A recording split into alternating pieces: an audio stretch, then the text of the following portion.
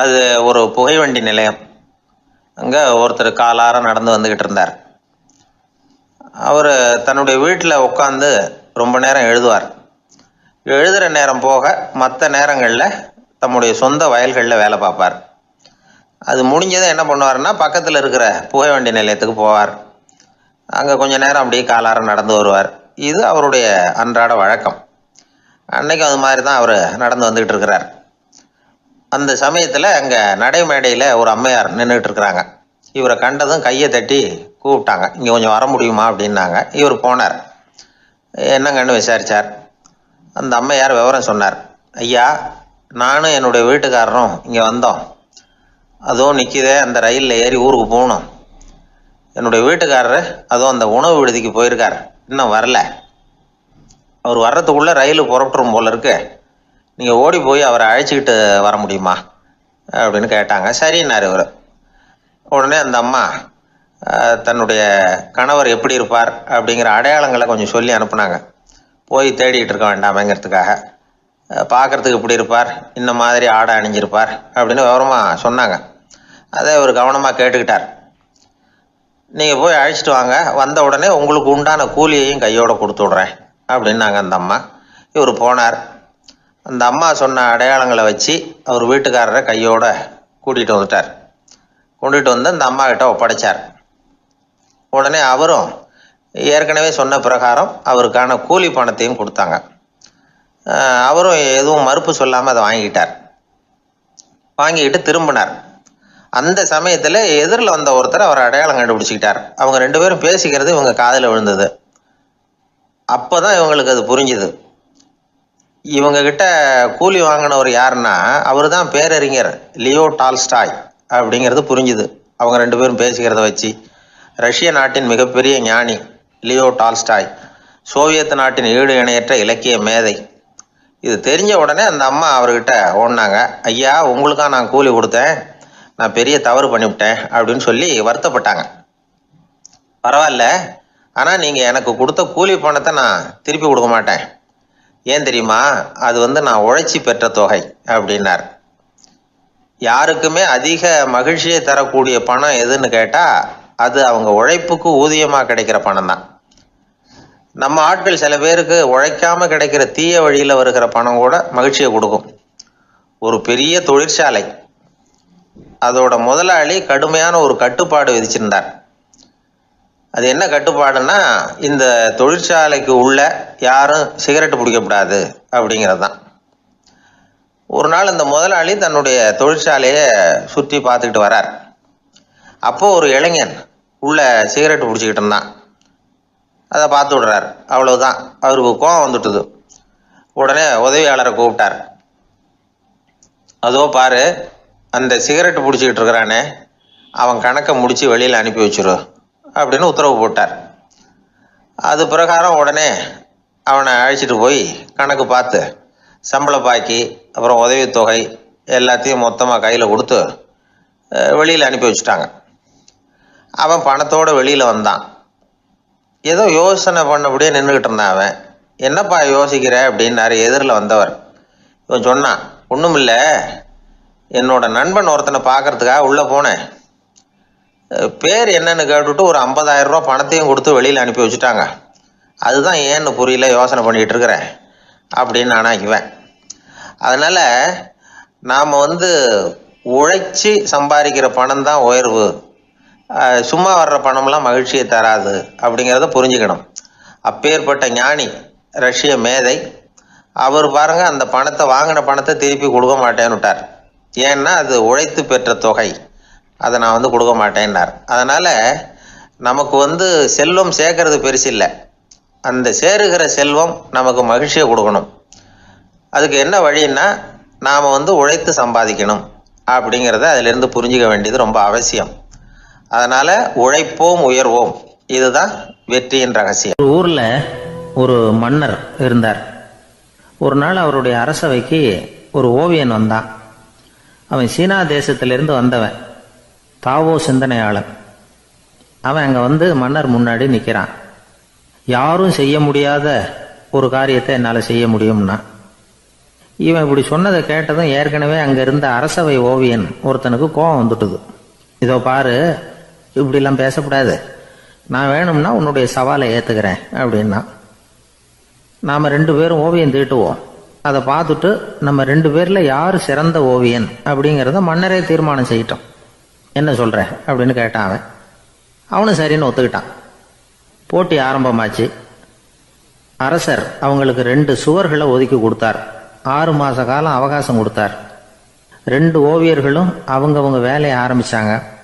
இரவு பகலாக வேலை செய்ய ஆரம்பிச்சுட்டாங்க. 6 மாதம் முடிஞ்சது. அரசர் வந்து பார்த்தார். முதல்ல தன்னுடைய அரசவை ஓவியர் தீட்டி இருந்த ஓவியத்தை பார்த்தார். ரொம்ப பிரமாதமாக இருந்தது, பாராட்டினார். இதோ பாரு, உன்னுடைய ஓவியம் அற்புதமாக இருக்குது, உயிரோட்டம் உள்ளதாக இருக்குது, கலையின் உச்சமே இதுதான், இதை விட சிறந்த ஒரு ஓவியத்தை வேற யாராலையும் படைக்க முடியாது அப்படின்னார். அதுக்கப்புறம் அந்த சீன ஓவியன்கிட்ட போனார். எங்கே உன்னுடைய ஓவியம்னு கேட்டார். திரைச்சீலையை விலக்கி விட்டு பாருங்கன்னா. மன்னர் வந்து அந்த திரைச்சீலையை விளக்குனார். உள்ளே வந்து ஓவியம் இருக்க வேண்டிய இடம் கண்ணாடி மாதிரி தெரிஞ்சுது. அவன் அந்த 6 மாத காலமாக அந்த சுவரை வந்து தேய்ச்சி தேய்ச்சி கண்ணாடி மாதிரி ஆக்கி வச்சிருக்கிறான். அதுக்கு நேராக எதிர் சுவரில் அரசவை ஓவியம் தீட்டின ஓவியம் இருக்குது. அது எதிரில் இருந்த இந்த கண்ணாடியில் பட்டு பிரதிபலிக்குது. மன்னர் யோசனை பண்ண ஆரம்பித்தார். அப்புறம் அந்த சீன ஓவியனை பார்த்து கேட்டார். இதை பாரு, நீ என்னுடைய ஆளை வந்து தோற்கடிச்சுட்ட அப்படிங்கிறதுல சந்தேகம் இல்லை, ஆனாலும் எங்களை ஏமாத்தி இருக்கிற, எந்த ஓவியமும் நீ வரையிலையே அப்படின்னார். அரசே, இதுதான் உண்மையான ஓவியம், உயிருள்ள ஓவியம். இது வந்து மனோபாவங்களை பிரதிபலிக்கும், மாறுகின்ற காலங்களை அப்படியே காட்டும் அப்படின்னா அந்த சீன ஓவியன். கையால் வரைகிற ஓவியங்களில் சலனம் இல்லை, கண்ணாடி அப்படி கிடையாது, சக்தியின் ஓட்டம் அதில் எப்பவும் இருந்துக்கிட்டே இருக்கும், கண்ணாடி மட்டுமே ஜீவன் உள்ள ஓவியமாக இருக்க முடியுங்கிறத அந்த சீன ஓவியன் தெரிஞ்சு வச்சிருந்தான். ஏன்னா அவன் ஒரு தாவோ சிந்தனையாளன்.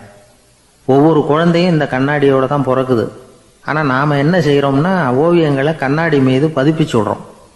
கண்ணாடி நம்மளை பிரதிபலிக்குது. நம்முடைய அழகோ அவலட்சணமோ கண்ணாடியை பாதிக்கிறது இல்லை. ஏன்னா அதுக்கு மனம் கிடையாது. கடந்து போன வினாடியை பற்றி அது சிந்திக்கிறது இல்லை. அடுத்த கணத்தை பற்றின எதிர்பார்ப்பும் அதுகிட்ட கிடையாது. அதுதான் பற்றற்ற நிலை. மனிதனுக்கு தேவைப்படுறது அதுதான். கண்ணாடி கிட்ட இருந்து நாம் வந்து கற்றுக்கொள்ள வேண்டிய பாடம் இது. வாழ்க்கையில் வந்து மனிதர்களை நேசிக்கலாம், உலகின் அழகையெல்லாம் பிரதிபலிக்கலாம், ஆனால் எதையும் பற்றி கொண்டு விடக்கூடாது அப்படிங்கிறது பெரியவர்கள் அறிவுரை. துயரம்ங்கிறது பற்றுக்களின் சாயை. கண்ணாடி முன்னாடி நிற்கிறப்போவெல்லாம் நமக்கு இந்த ஞாபகம் வரணுமா. ஒரு குடும்ப தலைவர் ஒரு நாள் காலையில் விடிஞ்சு எழுந்திரிச்சதும் சத்தம் போட்டார். யார் இந்த கருங்குரங்கு படத்தை என் ரூமில் கொண்டாந்து மாட்டி வச்சது அப்படின்னு கத்தினார். சமையல் கட்டிலிருந்து மனைவி பதில் சொன்னாங்க. தூக்க கலக்கத்தில் உளராதிங்க, நல்லா பாருங்க, அது படம் கிடையாது, முகம் பார்க்குற கண்ணாடி அப்படின்னா. சில பேர் ஆழம் பார்த்தா 60 வயசு மாதிரி தோணும், உண்மையான வயசு என்னன்னு பார்த்தா 40 அல்லது 45. சில பேரை பார்க்கறதுக்கு 45 மாதிரி தெரியும், உண்மையிலேயே 65 தாண்டி இருப்பாங்க. ஒரு மனிதனுக்கு 2 வகையான வயது உண்டுங்கிறார் ஓஷோ. அதாவது உடம்புக்குன்னு ஒரு வயசு, மனசுக்குன்னு ஒரு வயசு. முதல் உலக மகாயுத்தம் நடந்தது இல்லையா, அது முடிஞ்சதுக்கு அப்புறம் முதல் தடவையா மனிதனின் மூளை வளர்ச்சியை பற்றி மனநல வைத்தியர்கள் ஒரு கணக்கெடுப்பு சோதனை நடத்தினாங்களாம். அது வரைக்கும் மனிதனுக்கு 2 வகையான வயது உண்டுன்னு யாரும் சிந்திச்சதே இல்லையா. அந்த உலக மகாயுத்தம் முடிஞ்சதுக்கு அப்புறம் மனிதனுடைய சராசரி மனதின் வயதை கணக்கிட்டு பார்க்கும் பொழுது அவங்களுக்குலாம் ரொம்ப அதிர்ச்சியாக இருந்துதான். ஏன்னா அது ரொம்ப பின்தங்கிய நிலையில் இருந்திருக்கு, வளர்ச்சி அடையாத நிலையில் இருந்திருக்கு. அவங்க கண்டுபிடிச்ச பிரகாரம் அப்போ மனசோட சராசரி வயசு என்ன தெரியுமா, 14.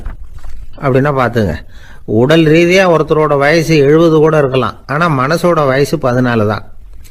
இதுக்கு நேர்மாறாக அமைஞ்சு போச்சுன்னு வச்சுங்க. அதாவது ஒருத்தருக்கு உண்மையிலேயே 14 வயசு, அதாவது உடலோட வயசு 14, அவரோட மனசின் வயசு 70ன்னு வச்சுக்கோங்க. இப்படி அமைஞ்சுட்டுதுன்னா அவர் சீக்கிரம் ஞானத்தன்மை அடைஞ்சிருவார் அப்படின்னு அர்த்தம். இப்போ நமக்கெல்லாம் உடம்போட வயசு மனசோட வயசு ரெண்டும் ஒன்றா இருந்துட்டா அதுவே போதும், அதுவே பெரிய விஷயம். இப்போ எமர்சன் கிட்ட போய் ஒருத்தர் கேட்டாராம், உங்கள் வயசு என்ன அப்படின்னு. அவர் உடனே பதில் சொல்லியிருக்கார், 360 வருஷம் அப்படின்னாராம். கேட்டவர் குழம்பி போயிட்டார். அவர் என்ன சொல்கிறாரு, 360 வயசா, என்ன நம்ம காதில் தான் சரியா விழலையா? எமர்சன் எப்பவும் உண்மையை பேசுகிற ஒரு சிறந்த அறிவாளி, அவர் இப்படிலாம் பொய் சொல்ல மாட்டாரே அப்படின்னு ஒரு யோசனை பண்ணிக்கிட்டே இவர் மறுபடியும் அவர் கிட்ட போனாராம். ஐயா, நீங்கள் சொன்னது சரியா என் காதில் விழலை, அதனால் மறுபடியும் கேட்குறேன், உங்கள் வயசு என்ன அப்படின்னாராம். எமர்சன் மறுபடியும் சொல்லியிருக்கிறார் 360 வருஷம்னு. வந்தவருக்கு உண்மையிலேயே அதிர்ச்சியாக போட்டுது. அதுக்கப்புறம் மெதுவாக ஆரம்பிச்சாராம். ஐயா, நீங்கள் சொல்கிறத என்னால் ஏற்றுக்க முடியாது. எப்படி பார்த்தாலும் இப்போ உங்களுக்கு வயசு ஒரு 60க்கு மேலே இருக்காதுன்னு நினைக்கிறேன் அப்படின்னாராம். நீங்கள் சொல்கிறது சரிதான், அது என் உடம்போட வயசுன்னாராம் எமர்சன். அப்படின்னா ஏற்கனவே நீங்கள் சொன்னது அப்படின்னு கேட்டிருக்காரு. அது என் மனசோட வயசு அப்படின்னாராம். நம்மளை பொறுத்த வரைக்கும் அறிவு தூசு படிஞ்சிருக்கு, அது மாதிரியே அன்பும் மாசுபட்டிருக்கு. இது ரெண்டையும் சுத்தம் பண்ண வேண்டியிருக்குது. அப்போ தான் நாம் சரியான வயசில் வாழ முடியும். ஒரு ஆசாமி இருக்கிறார். அவருக்கு உடம்போட வயசு அதிகம், மனசோட வயசு ரொம்ப குறைச்சல், குழந்தை மாதிரி. அவர் ஒரு ஆஸ்பத்திரியில் படுத்திருக்கிறார். நர்சம்மா எல்லாருக்கும் மருந்து கொடுத்துட்டு போகிறாங்க. கொஞ்ச நேரம் கழித்து திரும்பி வந்தாங்க. அப்போ இவர் அந்த அம்மாவை கூப்பிட்டு சொல்கிறார், இதை பாருங்கள் சிஸ்டர், நீங்கள் எல்லாருக்கும் சின்ன சின்ன மாத்திரையாக கொடுத்துட்டு எனக்கு மட்டும் நீளமான மாத்திரையாக கொடுத்துட்டீங்க. முழுங்கிறதுக்கு ரொம்ப கஷ்டமாக போச்சு. இனிமேல் எனக்கும் சின்ன மாத்திரையாக கொடுங்க சிஸ்டர் அப்படின்னாராம். அந்த அம்மா உடனே அதிர்ச்சியாகி தலையில் அடிச்சுக்கிட்டாங்களாம். நான் கஷ்டப்பட்டு மாத்திரையை முழுங்கினத்துக்கு நீங்கள் ஏமா தலையில் தட்டிக்கிறீங்க அப்படின்னு கேட்டிருக்காரு இவர். இதுக்கு அவங்க சொல்லியிருக்கிறாங்க, நான் உங்களுக்கு கொடுத்துட்டு போனது மாத்திரை இல்லைங்க, அது தெர்மாமீட்டர் அப்படின்னாங்களாம். ஒருத்தர் இருக்கார், நல்ல உத்தியோகத்தில் தான் இருக்கிறார். ஆனால் எப்போ பார்த்தாலும் முகத்தை வெறுப்பாக வச்சிருப்பார். அப்படியே வருவார் போவார். ஏன் சார் இப்படி இருக்கிறீங்க அப்படின்னு விசாரித்தோம். ஏன்டா இந்த வேலைக்கு வந்தோம்னு இருக்கு சார் அப்படின்னார். உங்கள் வேலை உங்களுக்கு பிடிக்கலையா அப்படின்னு கேட்டோம். இல்லைன்னார். இப்படிப்பட்டவங்க வெற்றிகரமான வாழ்க்கை வாழ முடியாது. இது நிபுணர்கள் கருத்து. வேலையை நேசிக்க தெரிந்தவர்கள் வெற்றி பெறுவார்கள் அப்படிங்கிறாங்க அவங்க. எந்த துறையாக இருந்தாலும் சரி, அந்த துறையில் வெற்றிகரமாக இருக்கிறவங்கள விசாரித்து பாருங்கள். எனக்கு என்னுடைய வேலை ரொம்ப பிடிக்கும் அப்படின்னு சொல்கிறவங்களா தான் இருப்பாங்க. அப்படி இருந்தால் தான் அது வெற்றிகரமாக இருக்க முடியுது அவங்களால. ஒருத்தனுக்கு பிடித்தமான பொழுதுபோக்கே அவனுடைய தொழிலாக இருந்துட்டுதுன்னா அவனை மாதிரி கொடுத்து வச்சவன் வேற யாரும் இல்லை அப்படிங்கிறார் பெர்னாட் ஷா. ஒரு தடவை மன்னர் ஹுமாயூன் உயிரை தண்ணீர் முண்டு ஊற்றுகிற தொழிலாளி ஒருத்தர் காப்பாற்றினாராம் அந்த ஹுமாயூன் உயிரை. உடனே மன்னர் கேட்டிருக்கார், உனக்கு என்ன வேணும்னாலும் கேளு தரேன், உயர் பதவி வேணுமா அப்படின்னு கேட்டாராம். மன்னா, மக்களின் தாகம் தீர்க்கக்கூடிய இந்த பணியை விட உயர்ந்தது உண்டா அப்படின்னாராம் அந்த தொழிலாளி. அவரால் அவருடைய வேலையை நேசிக்க முடிஞ்சுது, அதனால் மகிழ்ச்சியாக இருக்க முடிஞ்சுது. நாமெல்லாம் அப்படி இல்லை. வேலை கிடைக்கிற வரைக்கும் கிடைச்சா போதும் அப்படின்னு இருக்கோம். கிடைச்சதுக்கப்புறம் ஏன்டா அந்த வேலைக்கு வந்தோம்னு ரொம்பவும் அழுத்துக்குவோம். சரி, நாம் இருக்கிற இடத்துல நாம் வெற்றிகரமாக இருக்க வழி உண்டா அப்படின்னா உண்டுன்னு சொல்கிறாங்க. அதாவது மன இயல் நிபுணர்கள் இருக்கிறாங்க இல்லையா, அவங்க அதுக்கு முக்கியமாக 6 வழிகள் சொல்கிறாங்க. நீங்கள் ஒரு அலுவலகத்தில் வேலை பார்க்குறவரா அப்படின்னா இதை கேளுங்க. அதாவது உங்கள் மேலதிகாரி எதிர்பார்ப்புக்கு தகுந்த மாதிரி உங்கள் வேலை இருக்குதா? அப்படி இல்லைன்னா முதல்ல உங்கள் வேலையின் தரம் உயரணும். உங்களுக்கு மேலே கீழே வேலை பார்க்குற பணியாளர்கள்கிட்ட நல்ல விதமாக பழகுறீங்களா? அந்த உறவு முறையில் ஏதாவது குறை இருந்தால் அதை கண்டுபிடிச்சி சரி பண்ணுங்க. நம்பிக்கைக்கு உரியவர் அப்படின்னு நீங்கள் பேர் எடுக்கணும். நீங்கள் எடுக்கிற முடிவு நல்ல முடிவாக தான் இருக்கும் அப்படின்னு அடுத்தவங்க சொல்லணும். உங்கள் தோற்றத்துக்கு முக்கியத்துவம் கொடுங்க. இது மனம் உடல் ரெண்டும் சம்மந்தப்பட்டது.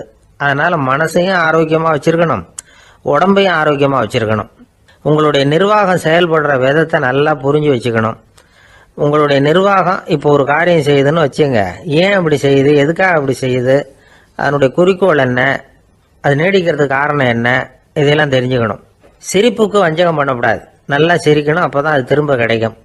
கடந்த கால தோல்வியை பற்றி கவலைப்படக்கூடாது. முதலாளி விருப்பம் தெரிஞ்சு நடந்துக்கிறது நல்லது தான். அதுக்காக காக்கா பிடிக்கணுங்கிற அவசியம் இல்லை. உங்களுக்கு ஒரு பொறுப்பான வேலை கிடைக்குது, உடனே சத்தம் குழப்பம் அப்படின்னு சூழ்நிலையை இறுக்கமாக ஆக்கிடக்கூடாது. எந்த சூழலையும் இயல்பாக கையாளக்கூடியவர் அப்படிங்கிறத காட்டணும். இதெல்லாம் உங்கள் துறையில் நீங்கள் வெற்றி பெற நிபுணர்கள் சொல்கிற யோசனைகள். இவ்வளவு விவரமும் சொல்லிவிட்டு ஒருத்தரை பார்த்து கேட்டோம், இப்போ சொல்லுங்க, நீங்கள் செய்கிற வேலை உங்களுக்கு பிடிச்சிருக்குதா அப்படின்னோம். ரொம்ப ரொம்ப பிடிச்சிருக்குது அப்படின்னார். சரி, என்ன செஞ்சிட்டு இருக்கிறீங்க அப்படின்னு கேட்டோம். சும்மா தான் இருக்கிறேன் அப்படின்னார் அவர். அந்த ஆளை கண்டா ஏன் இப்படி முகத்தை திருப்பிக்கிட்டு வர்றீங்க அப்படின்னு கேட்டார் ஒருத்தர் நண்பர்கிட்ட. எலெக்ஷனில் அவன் எதிர்த்து நின்னவன் சார், என்ன அவங்ககிட்ட நமக்கு என்ன பேச்சுவார்த்தை அப்படின்னாராம் ரொம்ப கோபமாக இவர். சரி, அந்த ஆள் யாருன்னு கேட்டேன். என் கூட பிறந்த தம்பி தான் சார் அப்படின்னார் அந்த கோபம் குறையாமல். அதாவது நம்ம ஊர் நிலவரம் இப்படி, அதாவது அண்ணனும் தம்பியும் எதிர்த்து நிற்பாங்க தேர்தலில், ஒருத்தர் கண்டா பேசிக்கிறது இல்லை. ஆனால் இங்கிலாந்தில் எப்படி தெரியுமா, அங்கே ஒரே மேடையில் போட்டி போடுற 2 வேட்பாளர்களும் பேசுவாங்களாம், பட்டிமன்றம் மாதிரி. ஒருத்தர் முதல்ல எழுந்திருப்பார், நான் இந்த தேர்தலில் வெற்றி பெற்றால் என்னென்ன செய்வேன் அப்படின்னு சொல்லிவிட்டு உட்காருவார். அதுக்கப்புறம் அடுத்தவர் எழுந்திருப்பார், அவர் சொல்லுவார், நான் வெற்றி பெற்றால் இந்த மக்களுக்கு என்னென்ன செய்வேன், இந்த நாட்டுக்கு என்னென்ன செய்வேன் அப்படிங்கிறத சொல்லிவிட்டு உட்காருவார். 2 பேரும் ஒரே மேடையில் பேசுவாங்க. மக்கள் 2 பேர் பேச்சையும் கேட்டுக்கிட்டு ஒரு முடிவுக்கு வருவாங்க. இதுதான் அங்கே உள்ள பழக்கம். இங்கே அப்படி இல்லை. இங்கே ஒருத்தர் பார்த்தா முகத்தை திருப்பிக்கிறது. ஒரு தடவை இது மாதிரி ஒரு கூட்டம் நடந்துகிட்டு இருக்கு அங்கே வெளிநாட்டில் தான். நேரத்துக்கு சரியாக ஒரு வேட்பாளர் வந்து சேரல. இது இங்கிலாந்தில் நடந்த நிகழ்ச்சி. அப்புறம் என்னாச்சுன்னா, ஒருத்தர் வந்துட்டாரு, இன்னொருத்தர் வந்து சேரல. அப்புறம் உடனே அந்த ஒருத்தர் வந்தவர் பேச ஆரம்பிச்சிட்டார். அதாவது அந்த இன்னொருத்தர் சார்பாகவே பேசிட்டாராம். அதாவது அவர் வரல, நான் அவர் சார்பாக நான் பேசிடுறேன். அதாவது அவர் ஜெயிச்சுட்டா அவர் என்னென்ன செய்வார் இந்த நாட்டுக்கு அப்படின்னு சொல்லி அவர் பக்கத்தில் உள்ள நியாயத்தை எடுத்து இவரே சொல்லிட்டாராம். இப்படிலாம் அங்கே நடந்துதான். இது எப்பேற்பட்ட தேர்தல் பண்பாடு பாருங்க. அதனால இன்னொரு விஷயம், இப்போ இங்கிலாந்துலாம் ஓட்டு கேட்குறப்ப வெற்றியா தோல்வியாங்கிறத ஓரளவுக்கு யூகிச்சுடலாமா. இப்போ ஒரு வேட்பாளர் ஒரு வீட்டுக்கு முன்னாடி போய் நின்று எனக்கு ஓட்டு போடுங்கன்னு கேட்குறாருன்னு வச்சுங்களேன், அதுக்கு என்ன பார்த்து செய்கிறோம், போயிட்டு வாங்க அப்படின்னு சில வீடுகளில் வாசலில் நின்று சொல்லி அனுப்பிச்சிருவாங்களாம். வேற சில வீடுகளில் எப்படின்னா, வேட்பாளரை வீட்டுக்குள்ளே கூப்பிட்டு காபி சாப்பிட சொல்லி உபசரித்து அதுக்கப்புறம் அனுப்பி வைக்கிறது வழக்கமா. இதில் எந்த வீட்டு ஓட்டு நிச்சயம் தெரியுமா? வாசலில் நின்று வழி அனுப்பி வச்சுடுறாங்க பாருங்க, அவங்க ஓட்டு நிச்சயம். உள்ளே கூப்பிட்டு காப்பி கொடுத்து அனுப்புகிறாங்க பாருங்க, அவங்க ஓட்டு நிச்சயம் இல்லையா. சரி, அப்புறம் ஏன் அந்த உபசரிப்பு அப்படின்னு கேட்டால் அதுக்கு ஒரு காரணத்தை சொல்கிறாங்க. அதாவது அது ஒரு அனுதாபத்தை தெரிவிக்கிற முறையா. ஐயோ பாவம், நாம் இவருக்கு ஓட்டு தான் போட போகிறதில்ல, எதையாவது செய்வோம், காப்பியாவது சாப்பிட்டு போகட்டும் அப்படிங்கிற எண்ணமா. இப்படி அந்த ஒரு பழக்கம். ஆக அந்த ஊரில் நிறைய காப்பி சாப்பிட்ணும்னு ஒருத்தர் ஆசைப்பட்டால் தேர்தலில் தோற்று போகிறதுக்கு தயாராக இருக்கணும். ஒரு சமயம் ஒரு ஊரில் தேர்தல் நடந்துதான். ஒரு தொகுதியில் நின்று தோற்று போன ஒருத்தர் கையில் ஒரு துப்பாக்கியோட ஊருக்குள்ளே சுற்றிக்கிட்டு இருந்தாராம். ஒரு போலீஸ்காரர் அவரை பார்த்துட்டு சந்தேகப்பட்டிருக்கார். அதனால் அவரை தடுத்து நிறுத்தி, என்ன இது துப்பாக்கியோட சுற்றுறீங்களேன்னு விசாரிச்சிருக்கார். இதுக்கு அவர் சொன்னாராம், சார், இந்த தொகுதியில் மொத்தம் 1,00,000 வாக்காளர்கள், அதில் எனக்கு 10,000 பேர் மட்டும்தான் எனக்கு ஓட்டு போட்டிருக்கிறாங்க. அப்படின்னா எனக்கு வேண்டாதவங்க இந்த தொகுதியில் 90,000 பேர் இருக்கிறாங்கன்னு அர்த்தம். இப்படி ஒரு சூழ்நிலையில் நான் என்னுடைய பாதுகாப்புக்கு ஆயுதம் இல்லாமல் நடமாடலாமா அப்படின்னு கேட்டாராம். எவ்வளவு எச்சரிக்கை பாருங்க. நம்ம ஊரில் சில பேர் ஓட்டு கேட்குற விதமே தனி. ஒருத்தர் ரொம்ப சாமர்த்தியமாக ஓட்டு கேட்பாராம். அவர் எப்படின்னா, ஒரு வீட்டுக்கு போகிறாருன்னு வச்சுங்களேன், அந்த நேரம் அந்த வீட்டுக்காரரு என்ன செஞ்சுக்கிட்டு இருக்கிறாரோ அதே வேலையை இவரும் கொஞ்ச நேரம் செய்வாராம், அவருக்கு ஒத்தாசையா. அதுக்கப்புறம் மெதுவாக பேச்சு கொடுப்பார், ஓட்டு கேட்பார், இது மாதிரி எலெக்ஷனில் நிற்கிறேன் கவனிக்கணும்னு. அது மாதிரி ஒரு தடவை அவர் போனப்போ அங்கே அவர் என்ன பண்ணிட்டு இருக்காரு, வீட்டுக்கு பின்னாடி மாட்டு கொட்டையில் பால் கறந்துக்கிட்டு இருக்கார் ஒரு பசுமாட்டுக்கிட்ட. அந்த வீட்டில் இவர் ஓட்டு கேட்க போனவர் இவர் ஓடி போய் இன்னொரு சொம்பை எடுத்துக்கிட்டு அதே மாட்டுக்கு இன்னொரு பக்கம் போய் உட்காந்துக்கிட்டு இவரும் பால் கறக்க ஆரம்பிச்சிட்டார். எதிர உட்காந்துட்டு இருக்காரு இவர் இந்த பக்கம் உட்காந்துருக்கார். கீழே கொஞ்சம் குனிஞ்சு பார்த்தா ஒருத்தர் முகத்தை ஒருத்தர் பார்க்கலாம். கொஞ்ச நேரம் ஆனதுக்கப்புறம் இவர் மெதுவாக அவர்கிட்ட பேச்சு கொடுத்தாராம். இது மாதிரி, நான் எலெக்ஷனில் நிற்கிறேன், நீங்கள் ஓட்டு போடணும், அதுக்காக தான் வந்தேன்னாராம். அது முடியாதுங்களேன்னாராம் அவர். ஏன்னு கேட்டிருக்கார். நான் இந்த வீட்டுக்காரன் இல்லை, நானும் உன்ன மாதிரி ஓட்டு கேட்க வந்தவன் தான் அப்படின்னாராம் அவர். ஜெருசலேம் அங்கே உள்ள ஒரு தேவாலயம். அதில் உள்ள பலிபீடத்தின் முன்னாடி ஒரு பெட்டி உண்டு. அது காணிக்கை பெட்டி. ஆலயத்துக்கு வர்றவங்க பிரார்த்தனை பண்ணிவிட்டு திரும்பி போகிற சமயத்தில் அந்த பெட்டியில் காணிக்கை போடுவாங்க. அவங்களால எவ்வளவு முடியுமோ அவ்வளவு போடுறது வழக்கம். அவங்கவுங்க வசதிக்கு தகுந்த மாதிரி போடுவாங்க. வசதி உள்ளவங்களாக இருந்தாலும் சரி, வசதியே இல்லாத வறியவர்களாக இருந்தாலும் சரி, ஆலய காணிக்கை பெட்டியில் காசு போடுறது அவங்களுக்கு ரொம்ப பெருமையான ஒரு செயல். ஒரு சமயம் இயேசு தம்முடைய சீடர்களோடு அந்த ஆலயத்துக்கு வரார். அங்கே உட்காந்து ரொம்ப நேரம் வழிபாடு பண்ணிகிட்டு இருக்கிறார். சீடர்களும் அந்த ஜபத்தில் கலந்துக்கிட்டாங்க. வழிபாடு முடிஞ்சுது. இயேசு உட்காந்துருக்கிறார். காணிக்கை பெட்டியில் காசு போடுறவங்கள கவனிக்கிறார். சீடர்களும் அதையே கவனிச்சுக்கிட்டு இருக்கிறாங்க. ரொம்ப பேர் வரிசையாக வந்தாங்க. அவங்களால முடிஞ்ச அளவுக்கு காசு போட்டுட்டு அவங்க பாட்டுக்கு போய்கிட்டு இருக்கிறாங்க. வசதியானவங்க நிறைய பேர் வந்தாங்க. அதுக்கு மத்தியில் வயசான ஒரு அம்மா, அவங்களும் வந்து காசு போட்டுட்டு போகிறாங்க. இப்போ இயேசு தன்னுடைய சீடர்கள் பக்கம் திரும்பினார். ஒரு கேள்வி கேட்டார். இப்போ இந்த காணிக்கை பெட்டியில் நிறைய பேர் வந்து காசு போட்டுட்டு போகிறத நீங்கள் கவனிச்சிங்க. இன்னைக்கு இந்த காணிக்கை பெட்டியில் ரொம்பவும் அதிகமாக காசு போட்டது யார் அப்படின்னு கேட்டார். முதல்ல வந்தார ஒரு பெரிய மனுஷன், அவர் தான் அதிகமாக போட்டார் அப்படின்னார் ஒருத்தர். மூணாவதாக வந்தவர் தான் அதிகமாக போட்டார், நான் கவனித்தேன் அப்படின்னாரு இன்னொருத்தர். இப்படி ஆளுக்கு ஒரு விதமாக சொல்கிறாங்க. கடைசியாக இயேசு சொன்னாராம், இன்றைக்கு அந்த பெட்டியில் அதிகமாக காசு போட்டவங்க அந்த வயசான அம்மா தான் அப்படின்னாராம். சீடர்களுக்கு ஒன்றும் புரியல. அந்த அம்மா ரொம்பவும் ஏழையாச்சே, அவங்க எப்படி அதிகமாக காணிக்கை செலுத்த முடியும் அப்படிங்கிறது அவங்க சந்தேகம். இயேசு விளக்குனார். நிறைய பேர் வந்தாங்க, நிறையவே காசுகள் போட்டாங்க, அது உண்மைதான். ஆனால் அந்த அம்மா என்ன பண்ணாங்க கவனிச்சிங்களா? வந்தாங்க, தன்னுடைய காசு பையை திறந்தாங்க, அப்படியே கொட்டுனாங்க. அதில் இருந்தது 2 காசுகள் தான். அந்த 2 காசும் காணிக்கை பெட்டியில் விழுந்துட்டுது. மற்றவங்கள்லாம் தங்கள்கிட்ட இருந்த செல்வத்தின் ஒரு சிறு பகுதியை எடுத்து பெட்டியில் போட்டாங்க. ஆனால் இந்த அம்மா தன்கிட்ட என்ன இருந்ததோ அதை அப்படியே போட்டுட்டாங்க. தன்னுடைய பிழைப்புக்காக வச்சிருந்த அவ்வளவையும் இழக்கிறதுக்கு தயாராகிட்டாங்க. அவ்வளவு தாராள மனசு அவங்களுக்கு. அதனால் அவங்க செலுத்தின காணிக்கை தான் அளவில் அதிகம் அப்படின்னார். விலை மதிப்பில்லாத முத்து புதையல் ஒருத்தனுக்கு கிடைக்க போகுதுன்னு வச்சுக்கோங்க. அதன் மதிப்பை உணர்ந்தவன் என்ன பண்ணுவான்?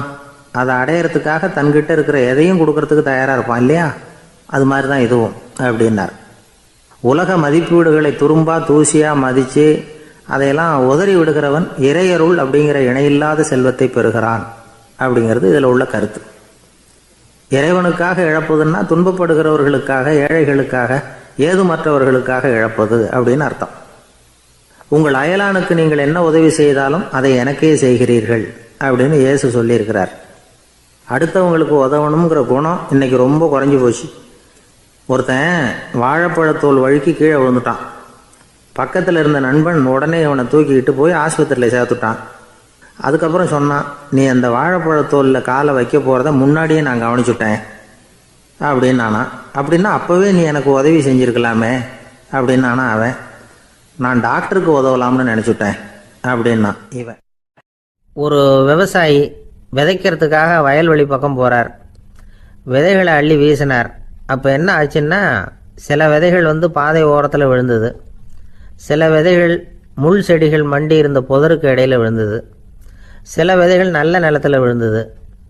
பாதை ஓரத்தில் விழுந்த விதை என்ன ஆச்சுன்னா, அதெல்லாம் பறவைகள் கண்ணில் போட்டுவிட்டுது. உடனே வந்து உட்காந்து கொத்தி தின்னுட்டு போட்டுது. அதிகமாக மண் இல்லாத பாறை பகுதியில் விழுந்த விதையெல்லாம் லேசாக வேர் விட்டு முளைக்க ஆரம்பிச்சுது. அதுக்கப்புறம் வேர் கீழேயும் ஆழமாக போக முடியல, மேலேயும் சூரிய வெப்பம் அதிகம் தாங்க முடியல, எல்லாம் காஞ்சி கருகி போட்டுது. புதர் பகுதியில் சில விதைகள் விழுந்தது இல்லையா, முள் செடிகள் காடாக மண்டி போயிருந்தது. அதனால் முளைச்சி வர்ற செடிக்கு நெருக்கடி அதிகமாக போட்டுது, சரியாக வளர முடியல, விளைச்சலும் சரியாக இல்லை. நல்ல நிலத்தில் விழுந்த விதைகள் மட்டும் நல்லா முளைச்சிது, நல்லா வளர்ந்தது, விளைச்சலும் பிரமாதமாக இருந்தது. இந்த கதையை சொல்லிவிட்டு கேட்க செவியுள்ளோர் கேட்கட்டும் அப்படிங்கிறார் இயேசு பெருமான். ஆமாம், இயேசு கடலில் நின்ற படகு ஒன்றில் உட்காந்துருக்கிறார். கடற்கரையில் ஏராளமான மக்கள் உட்காந்துருக்கிறாங்க. அந்த சமயத்தில் தான் இயேசு வந்து ஓமைகள் மூலமாக மக்களுக்கு பல உண்மைகளை சொல்லிகிட்டு இருக்கிறார். மக்கள் அந்த கதையை கேட்டுட்டு ஒன்றும் புரியாமல் முழிக்கிறாங்க. அதை கவனித்த இயேசு அந்த ஓமையை விளக்க ஆரம்பித்தார். இதில் அந்த விதைக்கிறவர் தான் இறைவன். அவருடைய வார்த்தைகளை விதைக்கிறார்.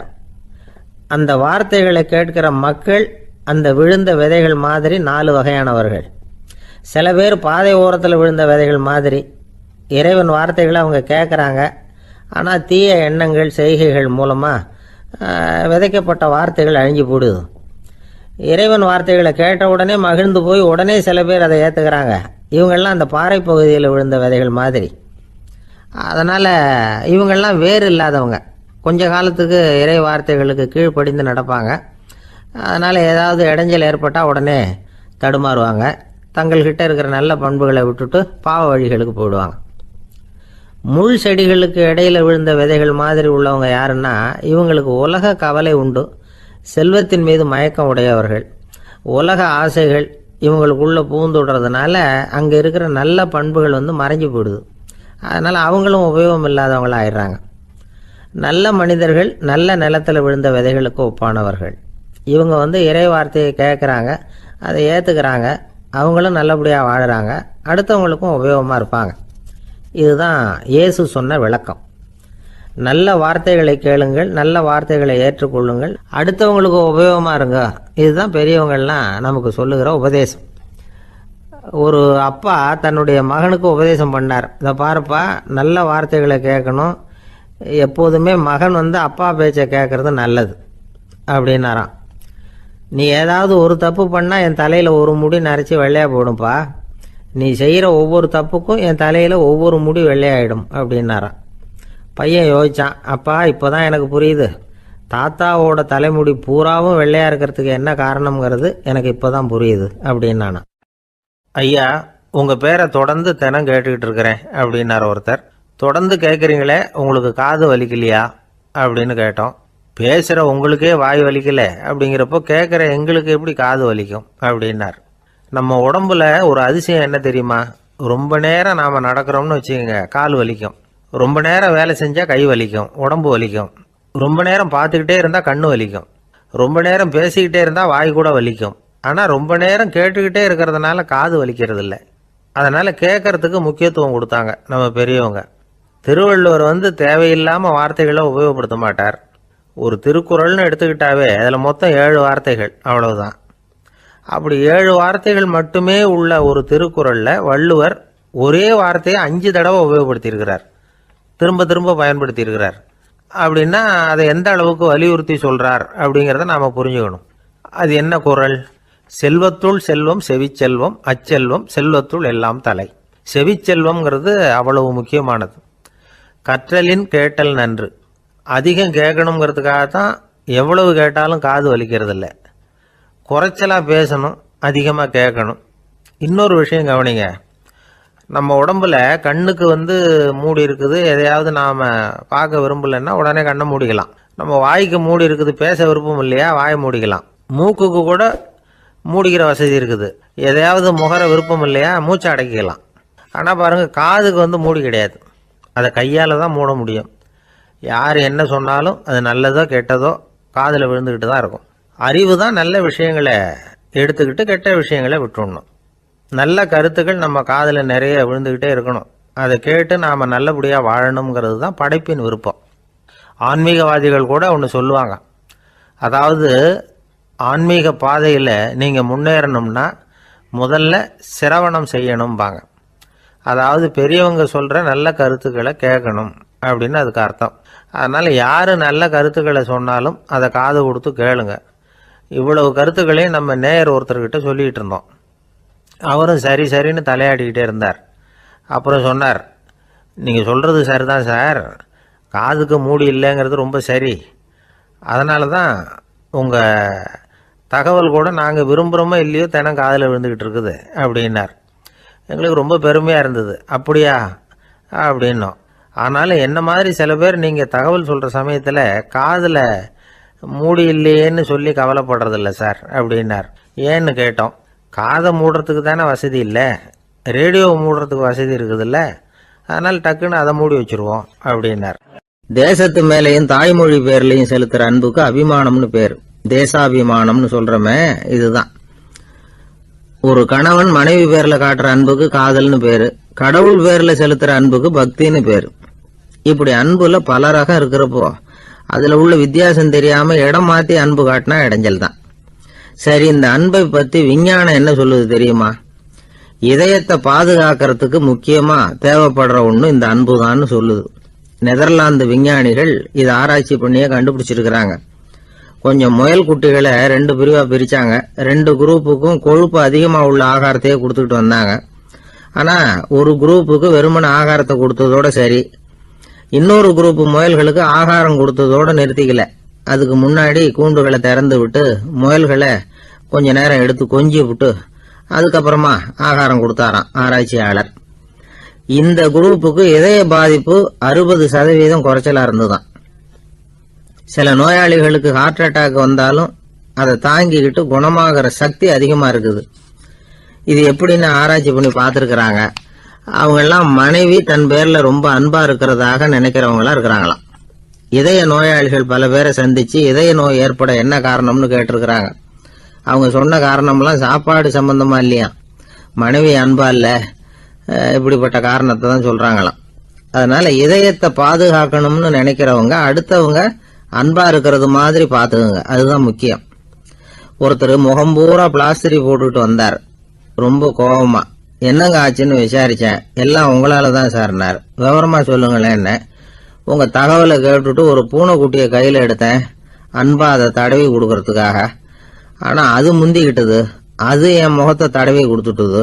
முகம் பூரா நகை கீறல், அதுதான் இப்படி அப்படின்னார்.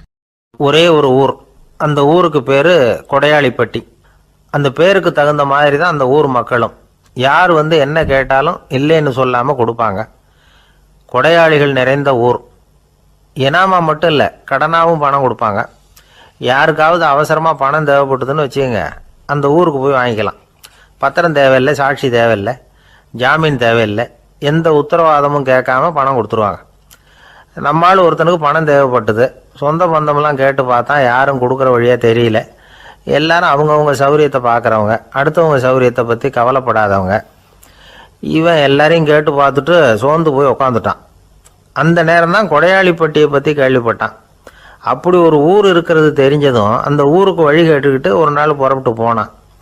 வயல்காட்டு வழியாக போக வேண்டியிருந்தது. மெதுவாக நடந்து ஊர் எல்லைக்கு வந்துட்டான். 2 பக்கமும் விவசாய வேலைகள் மும்முரமாக நடந்துக்கிட்டு இருக்குது. ஏர் உழுதுகிட்டு இருக்கிறாங்க. அப்போ அங்கே ஒரு ஆளை பாம்பு கடிச்சுட்டுது. பக்கத்தில் வேலை செஞ்சுக்கிட்டு இருந்தவங்க ஓடி வந்தாங்க. அவசரமாக செய்ய வேண்டிய முதல் உதவியெல்லாம் செஞ்சு பார்த்தாங்க, பலன் இல்லை. அந்த ஆள் செத்து போட்டான். அவன் செத்து விட்டான்னு தெரிஞ்சதும் அவனை தூக்கி வரப்பு மேலே போட்டுட்டு எல்லாரும் அவங்கவுங்க வேலையை கவனிக்க ஆரம்பிச்சிட்டாங்க. அங்கே ஒரு ஆள் இவனை பார்த்து சொன்னான், ஐயா, நீங்கள் போகிற வழியில் இவன் சொந்தக்காரன் இவனுக்கு சோறு கொண்டுகிட்டு வருவான், இவன் இங்கே செத்து விட்டான்னு அவங்ககிட்ட சொல்லிவிடுங்க அப்படின்னா. இவனுக்கு ரொம்ப ஆச்சரியம். என்னடா இது, பாம்பு கடிச்சுட்டுதுன்னதும் பதறி அடிச்சுக்கிட்டு ஓடி வந்தாங்க, செத்து விட்டான்னதும் பேசாமல் தூக்கி போட்டுட்டு போயிட்டாங்க அப்படின்னு நினச்சிக்கிட்டே நடந்து போகிறான். எதிரில் சோறு கொண்டுகிட்டு ஒரு ஆள் வந்தான். இவன் விவரத்தை சொன்னான். அங்கே அவங்க சொந்தக்காரன் பாம்பு கடிச்சு செத்து போட்டான் அப்படின்னா. அவன் கொஞ்ச நேரம் அமைதியாக நின்னான். அதுக்கப்புறமா அங்கேயே வரப்பில் உட்காந்து கொண்டுகிட்டு வந்த சோத்தை தானே சாப்பிட்டு முடித்தான். பேசாமல் எழுந்திரிச்சு திரும்பி போயிட்டான். கொஞ்சம் கூட பதறல, அழலை. இப்படியும் ஒரு ஊரா அப்படின்னு நினச்சி ஆச்சரியப்பட்டுக்கிட்டே இவன் ஊருக்குள்ளே போனான். ஒரு பெரிய மனுஷனை பார்த்து பணம் கேட்டான். அவரும் இவனோட பேரையும் ஊரையும் மட்டும் விசாரிச்சுக்கிட்டு தேவையான பணத்தை கொடுத்துட்டார். பணத்தை வாங்கிட்ட பிறகு தன்னுடைய மனசை அரிச்சுக்கிட்டு இருந்த அந்த விஷயத்தை பற்றி கேட்டான். ஐயா, வழியில் ஒருத்தன் செத்துட்டான், அவனை அப்படியே தூக்கி வரப்பில் போட்டுட்டு எல்லாரும் வயல்வெளி வேலைகளை பார்த்துக்கிட்டு இருக்கிறாங்களே அப்படின்னா. இதுக்கு அந்த பெரியவர் சொன்னார், ஆமாம், அப்படி தான் செய்வோம். வேலை முடிஞ்சு வீட்டுக்கு திரும்புகிறப்போ அவனை தூக்கிட்டு வந்து அடக்கம் பண்ணிடுவோம் அப்படின்னார். ரொம்ப ஆச்சரியமாக இருக்கே அப்படின்னா. ஏன் உங்கள் ஊரில் யாராவது செத்துட்டா என்ன பண்ணுவீங்க அப்படின்னு கேட்டார். என்ன இப்படி கேட்குறீங்க, எங்கள் ஊரில் எல்லாம் பணத்தை தூக்க விட மாட்டாங்க, ஒப்பாரி வைப்பாங்க, கட்டி புரண்டு அழுது புலம்பி தீர்த்துருவாங்க அப்படின்னா. இவன் பெரியவர் பார்த்தார். அவங்ககிட்ட கொடுத்த பணத்தை லபக்குன்னு பறிச்சுக்கிட்டார். திருப்பி வாங்கிட்டார். இவன் பதறி போய் நிற்கிறான். அவர் சொன்னார், பணத்தையே விட மாட்டேன்னு கட்டுப்பிடிச்சி அழுதா நான் கொடுத்த பணத்தை மட்டும் எப்படி திருப்பி கொடுக்க போகிறேன், போயிட்டு வா அப்படின்னு விரட்டி விட்டாரான். இந்த கதையை நண்பர் ஒருத்தர் சொன்னார். கதை வேடிக்கையாக தெரிஞ்சால் கூட இதில் கருத்து உண்டு. பணம் பிணம் இது ரெண்டையுமே விடுறதுக்கு அவ்வளவு சுலபமாக மனம் வர்றதில்லை. இந்த 2 விஷயங்கள்லேயும் அறிவார்ந்த செயல்பாடு தேவை. ஒரு பேருந்து மரத்தில் மோதி விட்டது. எல்லாரும் அடிபட்டு முனைகிட்டு கிடக்கிறாங்க. டிரைவர், கண்டக்டர் இவங்களுக்கும் அடி. அவங்களும் ஒரு பக்கம் கிடக்கிறாங்க. ஒரு மூலையில் கிடக்கிற ஒருத்தன் மெதுவாக முக்கி முனகி கண்டக்டர்னு சத்தம் போடுறான். கண்டக்டர் மெதுவாக நகர்ந்து அவங்ககிட்ட போய் என்னன்னு விசாரிக்கிறார். அவன் ரொம்ப சிரமப்பட்டு வாயை திறந்து ஒரு 15 காசு சில்லற பாக்கி அப்படின்னானான். ஒருத்தர் ரொம்பவும் மகிழ்ச்சியாக வந்துக்கிட்டு இருந்தார். என்ன விஷயம்னு விசாரித்தேன். நான் தோற்று போயிட்டேன், அதுதான் மனசுக்கு மகிழ்ச்சியாக இருக்குது அப்படின்னார். எனக்கு இது ரொம்ப ஆச்சரியமாக போச்சு. இந்த உலகத்தில் தோற்று போகிறவங்க யாரும் மகிழ்ச்சியாக இருக்கிறது இல்லை. அப்படி இருக்கிறப்ப இவர் இப்படி சொல்கிறாரே, எங்கே தோற்று போனீங்கன்னு கேட்டேன். அதுக்கப்புறம் தான் அவர் விவரமாக சொன்னார். என்னோட 5 வயசு குழந்தையோட நான் விளையாடிக்கிட்டு இருந்தேன். அந்த விளையாட்டில் என் குழந்தை ஜெயிச்சு விட்டுது, நான் தோற்று போயிட்டேன் அப்படின்னார் ரொம்ப உற்சாகமாக. நான் யோசித்து பார்த்தேன். அதாவது நாம் சின்ன குழந்தையாக இருக்கிறப்போ எந்த விளையாட்டில் கலந்துக்கிட்டாலும் அதில் நாம் தான் ஜெயிக்கணும்னு ஒரு வெறி நமக்குள்ளே இருக்கும். நம்மளை எதிர்த்து விளையாடுறவர் நல்லவரா கெட்டவரா, பெரியவரா சின்னவரா அப்படிங்கிறதெல்லாம் முக்கியம் கிடையாது. அவர் தோற்று போகணும், நாம் ஜெயிக்கணும், அதுதான் முக்கியம். எதிரியை சந்தோஷப்படுத்த விளையாடுகிற கலை அப்போ நமக்கு தெரியறதில்ல. வாழ்க்கையில் ஒரு பக்குவம் வந்ததுக்கு அப்புறம் வெற்றி பெறணுங்கிற மன அழுத்தம் போயிடுது. போட்டியில் ஜெயிக்கணுங்கிறத விட குழந்தையை சந்தோஷப்படுத்தணுங்கிறது முக்கியமாக போச்சு. ஜெயிக்கணுங்கிற வெறி ஓடி போட்டுது. ஒரு குழந்தையா இருந்தப்போ நம்ம வளர்ச்சிக்கு உதவிய வெறி பெரியவனானதுக்கு பிறகு நமக்கு எதிரியாக மாறுது. அதை சரியான சமயத்தில் நாம் புரிஞ்சுக்கிட்டோம்னா போதும், நாம் பொழைச்சிக்கலாம். ஒவ்வொரு மனுஷனுமே வாழ்க்கையோட அடுத்த கட்ட வளர்ச்சியில் அடி எடுத்து வைக்கிற நேரத்தில் தன்கிட்ட இருந்து ஏதோ ஒரு குணத்தை அல்லது தன் குணம் இருந்த ஏதோ ஒரு உறவை நாம் இழக்கத்தான் வேண்டியிருக்குது. ஒரு கட்டம் வரைக்கும் உதவியாக இருந்த குணம் அடுத்த கட்டத்துக்கு தடையாக கூட மாறிடலாம். இந்த பரிமாண மாற்றத்துக்கு உள்ளாகிற ஒவ்வொருத்தரும் பிரத்யட்சமாக இதை உணர்றாங்க. ஆனால் பல பேர் எப்படின்னா பழசை திறந்துவிட்டு புதிய கொள்கைகளை உருவாக்கிக்கிறதுக்கு இஷ்டம் இல்லாமல் இருந்துடுறாங்க, அல்லது அப்படி செய்ய முடியாமல் தவிக்கிறாங்க. இதையெல்லாம் மீறி அந்த பழசை திறந்துட்டா அதை இழந்ததால் உண்டாகிற மன அழுத்தம் சில காலத்துக்கு வருத்திக்கிட்டு தான் இருக்கும், வேறு வழி இல்லை. ஆரோக்கியமான ஒரு முன்னேற்றத்துக்காக அந்த மன அழுத்தத்தை தாங்கிக்கத்தான் வேணும் அப்படிங்கிறாரு அந்த உலக புகழ்பெற்ற மேதை ஒருத்தர், இந்த ஸ்காட் பெக் அப்படிங்கிறவர். பிறந்த நாள் முதல் இதுதான் சரி அப்படின்னு கற்பிக்கப்பட்டு வந்த ஒவ்வொரு தத்துவத்தையும் தங்களுடைய வளர்ச்சிக்கு தகுந்த மாதிரி மாற்றி அர்த்தப்படுத்தி கொள்ள முடியாமல் வாழ்க்கை சூழல்ல அப்படியே அரைப்பட்டு தூளாகிறவர்கள் தான் ரொம்ப தவிக்கிறாங்களாம். இதுதான் அவருடைய கருத்து. பெரும்பாலும் மனிதர்களுடைய நடுத்தர வயசில், அதாவது 30 தாண்டுகிற சமயத்தில் தான் இந்த தவிப்பு உண்டாகுதான். இதை தான் மேற்கத்திய நாடுகளில் அடிக்கடி மிட் லைஃப் கிரைசிஸ் அப்படின்னு சொல்கிறாங்க. அப்பப்போ பழசையெல்லாம் தொலைச்சி விட்டு புதுசாக பிறக்கிறதுக்கு கற்றுக்கணும்.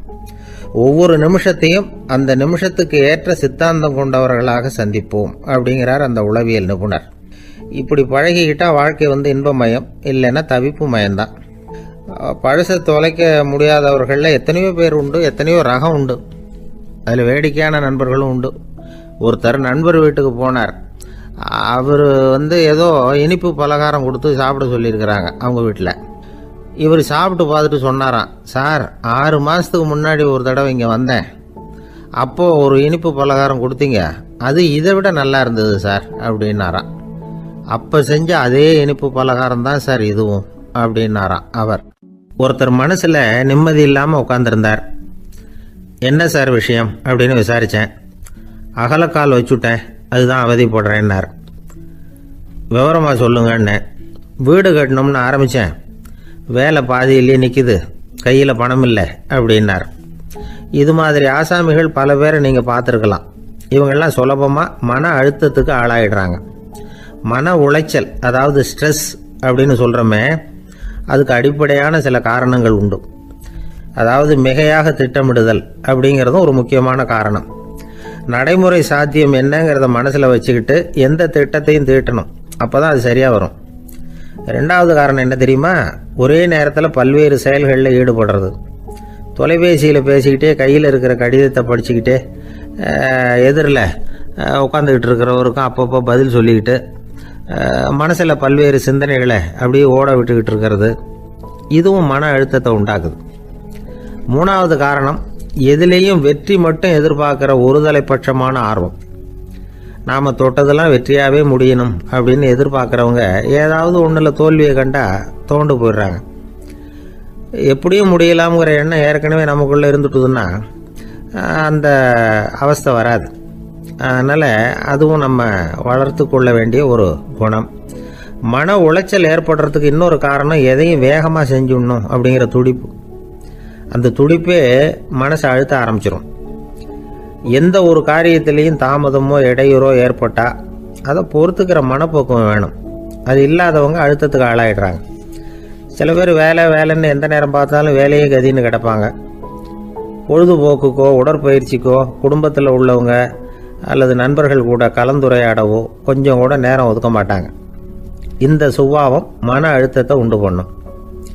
இதையெல்லாம் புரிஞ்சுக்கிட்டு அதிலிருந்து விடுபடுறது எப்படின்னு யோசிக்கணும்.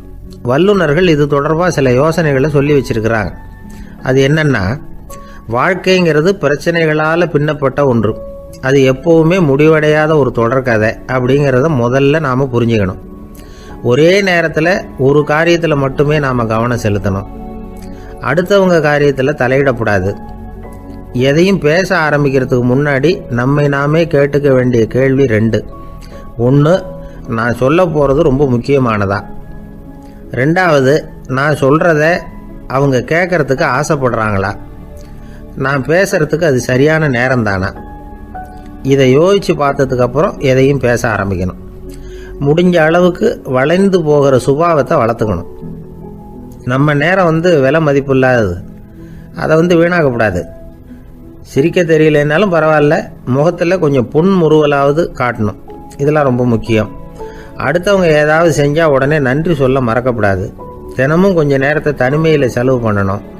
மன உளைச்சலிருந்து விடுபடுறதுக்கு 3 முக்கிய வழிகள் சொல்கிறாங்க.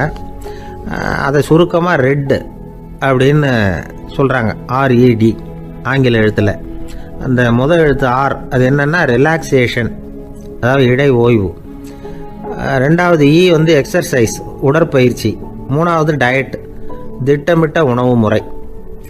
அதனால் தியானம், மூச்சு பயிற்சி இதெல்லாம் இந்த இடை ஓய்வுக்கு வழிகள். எந்த வேலையையும் தொடர்ந்து செய்யக்கூடாது.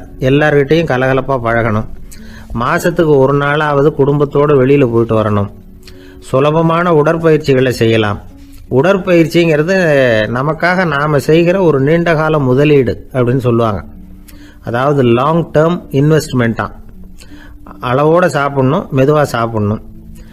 இதெல்லாம் கொஞ்சம் மனசில் வச்சுக்கிட்டு நடந்துக்கிட்டால் மகிழ்ச்சியாக வாழலாம். சில பேர் சாப்பாட்டு விஷயத்தில் ரொம்ப அக்கறை எடுத்துக்கிறது உண்டு.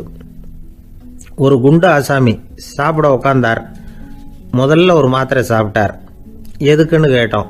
பசி எடுக்கிறதுக்குன்னார். சாப்பிட்டு முடித்தார். பிறகு மறுபடியும் ஒரு மாத்திரை சாப்பிட்டார். இது எதுக்குன்னு கேட்டோம். சாப்பிட்டது ஜீரணமாகறதுக்கு அப்படின்னார். கத்தியை தீட்டாதே புத்தியை தீட்டு அப்படின்னு ஒரு பெரியவர் புத்தி சொன்னார். அதை கேட்ட ஒரு இளைஞன், அது எப்படி பெரியவரை புத்தியை தீட்டுறது?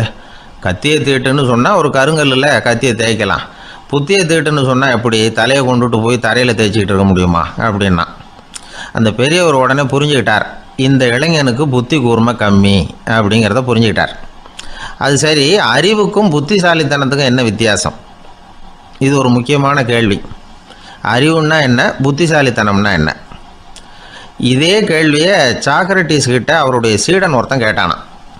ஐயா, அறிவுக்கும் புத்திசாலித்தனத்துக்கும் என்னங்க வித்தியாசம் அப்படின்னு கேட்டிருக்கான். சாக்ரட்டிஸ் நிமிர்ந்து பார்த்துருக்கிறார் அந்த சீடனை. அதுக்கப்புறம் சொன்னாராம், நான் சொல்கிறேன் உன்னுடைய கேள்விக்கு பதில், ஆனால் அதுக்கு முன்னாடி நீ ஒரு காரியம் பண்ணணும்னாரான். என்னங்க செய்யணும் சொல்லுங்கன்றிருக்கான். அதோ பாரு, ஒரு பெரியவர் உட்காந்துருக்கிறாரு, அவர்கிட்ட போ. இங்கேருந்து பக்கத்தில் இருக்கிற அந்த கிராமத்துக்கு போய் சேர எவ்வளவு நேரம் ஆகும் அப்படின்னு கேட்டுட்டு வா அப்படி சொன்னார் சாக்ரட்டிஸ். சரின்னு சொல்லிவிட்டு இவன் போனான். அந்த பெரியவர் முன்னாடி போய் நின்னான். ஏங்க பெரியவரை, இங்கேருந்து அதோ தெரியுத அந்த கிராமத்துக்கு போய் சேர்றதுக்கு எவ்வளவு நேரம் ஆகும் அப்படின்னு கேட்டான். பெரியவர் நிமிர்ந்து பார்த்தார், ஆனால் பதில் எதுவும் சொல்லலை.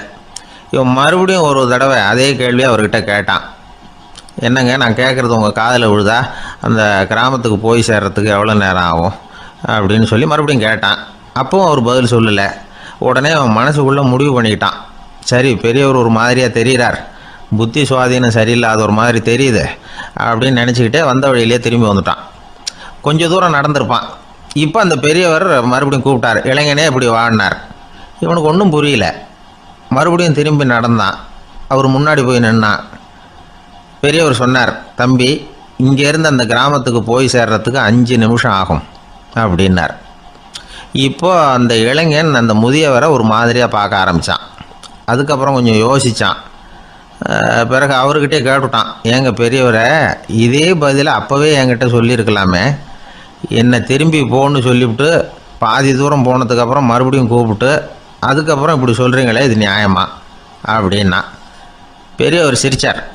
அதுக்கப்புறம் சொன்னார், ஏன்பா நீ எவ்வளவு வேகமாக நடக்கிறேங்கிறத பார்க்காம நீ கிராமத்துக்கு போய் சேர வேண்டிய நேரத்தை எப்படி என்னால் சொல்ல முடியும்? அதனால தான் உன்னை கொஞ்சம் தூரம் நடக்க விட்டு உன்னுடைய நடையின் வேகம், அந்த கிராமம் இருக்கிற தூரம் ரெண்டையும் கணக்கு போட்டு அதுக்கப்புறம் நேரத்தை சொன்னேன்னார். சீடன் வந்து தலை குனிந்தான். அப்படியே திரும்பி வந்து சாக்ரட்டிஸ் முன்னாடி நின்னான். சாக்ரட்டிஸ் இப்போ சொல்கிறார், தம்பி அதுக்கு பேர் தான் புத்திசாலித்தனம்.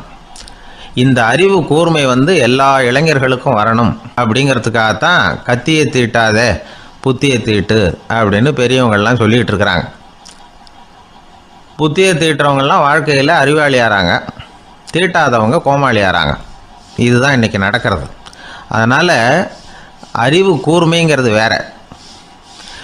இந்த காலத்து ஆசாமி ஒருத்தர் இன்னொருத்தரை பார்த்து கேட்டார், ஏங்க ஒரு விமானம் இங்கேருந்து புறப்பட்டு 2 மணி நேரத்தில் மதுரைக்கு போய் சேருது.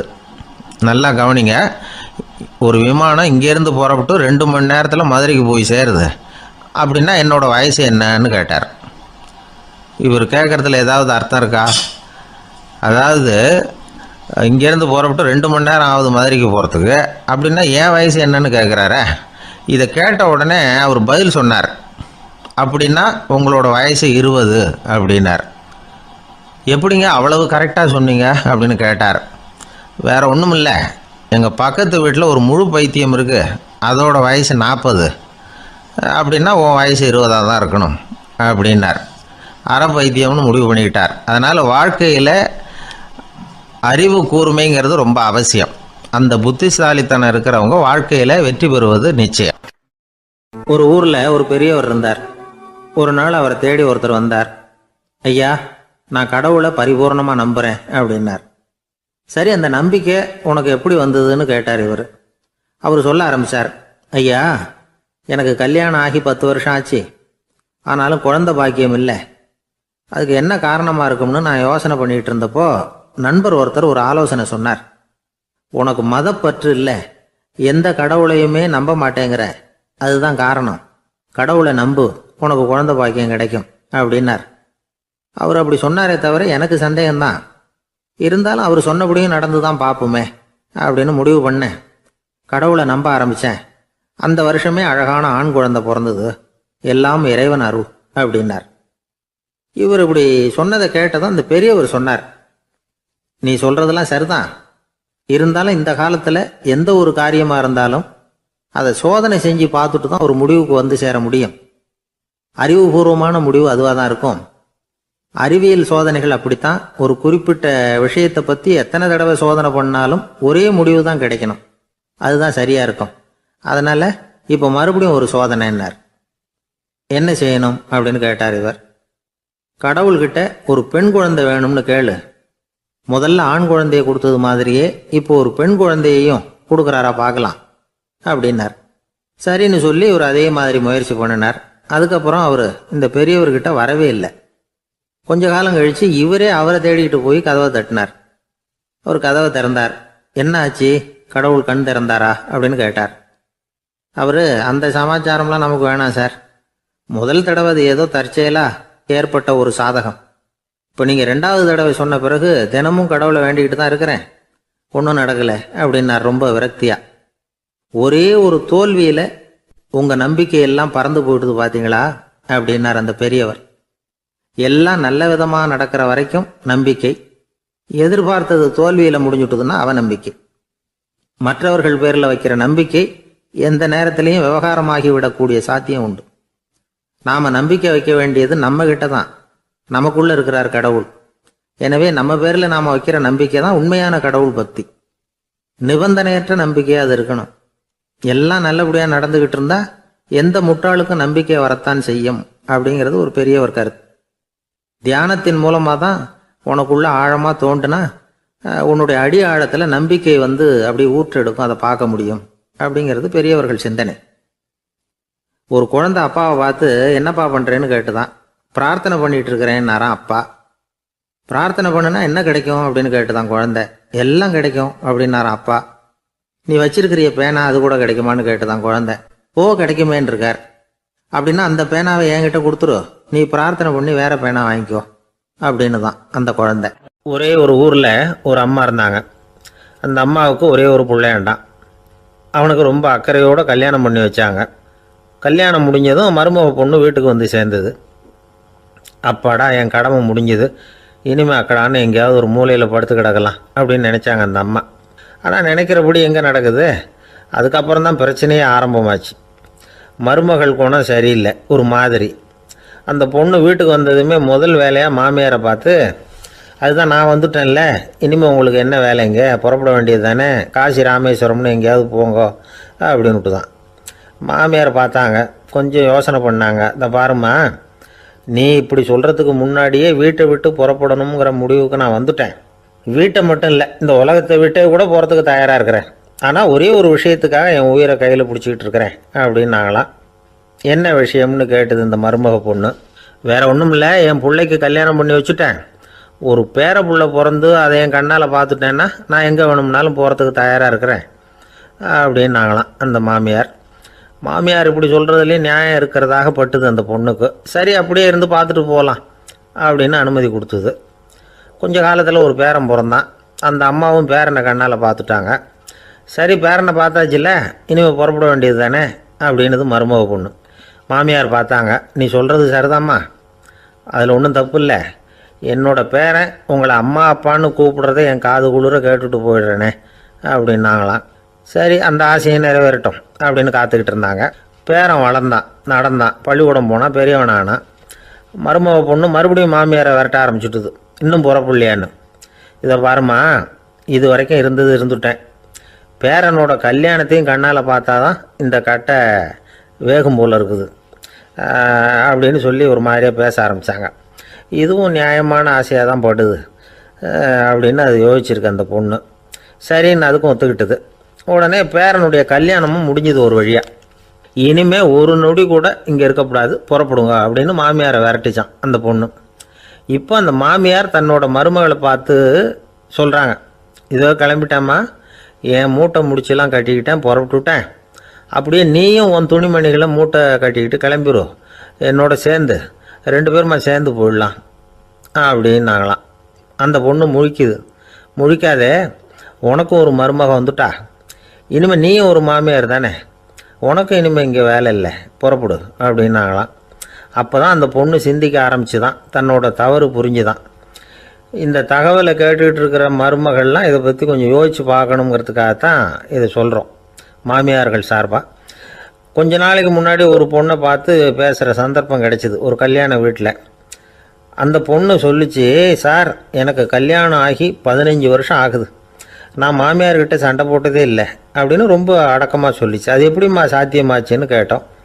எனக்கு கல்யாணம் ஆகி 15 வருஷம்தான் ஆச்சு, ஆனால் என் மாமியார் செத்து போய் 20 வருஷத்துக்கு மேலே ஆயிட்டுது அப்படின்னுது. ஒரு ஆள் அசையாமல் கிடக்கிறார், அவர் இருக்காரா போயிட்டாராங்கிறத எப்படி முடிவு பண்ணுறோம்?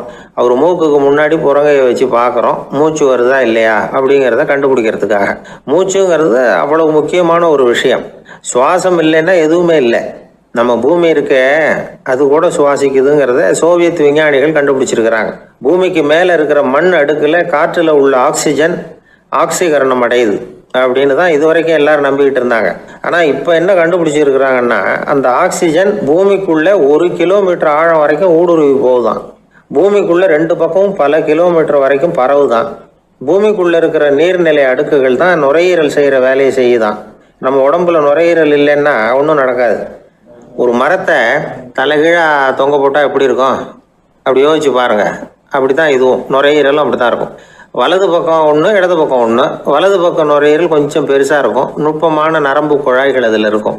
கோடிக்கணக்கான நுண்ணிய குழாய்களை வச்சுக்கிட்டு தான் அது வேலை செய்யுது. 25 கோடி குழாய்கள் இருக்கும். அதை அப்படியே முழுசாக பிரித்து பரப்புனா ஒரு டென்னிஸ் கோர்ட்டில் பாதி பரப்பளவு இருக்குமா. நுரையீரல் நிறம் கருஞ்சிவப்பு தான். புகை அதிகமாக உள்ளே போச்சுன்னா அது கருப்பாயிடுது. காற்றுல உள்ள பிராணவாயுவை இது இழுத்து எடுத்துக்கிட்டு ரத்தத்தை சுத்தப்படுத்துகிற முக்கியமான வேலையை இது செய்யுது. அசுத்த காற்றை வெளியில் அனுப்பி வச்சுருது. ஒருத்தர் வேகமாக ஓடி வரார், அவருக்கு மூச்சு இறைக்கும். பயங்கரமாக எதையாவது பார்த்து விடுறார், உடனே மூர்ச்சி ஆகிடுவார். இது மாதிரி சமயங்களில் வேற எந்த தூண்டுதலும் இல்லாமல் நுரையீரல் தானாகவே இயங்கும். இப்படி ஒரு அவசியம் ஏற்படுறப்போ இயக்கத்தை தூண்டி விடுற முக்கியமான இணைப்பு மூளைக்கு கீழே முதுகு எலும்புக்கு மேற்பகுதியில் இருக்குது. அது உடனே சுவாசத்துக்கு அவசர உதவியை கொடுக்குது. இப்போ ஒருத்தர் பேசாமல் உட்காந்துருக்கார். இந்த சமயத்தில் அவருக்கு 1 பங்கு காற்று தேவைப்படுதுன்னு வச்சுக்கோங்க. அவர் எழுந்திரிச்சு நடக்கும் பொழுது 1.5 மடங்கு தேவைப்படும். ஓடுனாருன்னா 3 மடங்கு தேவைப்படும். படுத்திருக்கிறப்ப 1/2 மடங்கு தான் தேவைப்படும். இதுக்கு நிமிஷத்துக்கு 16 தடவை மூச்சு விட்டாகணும்.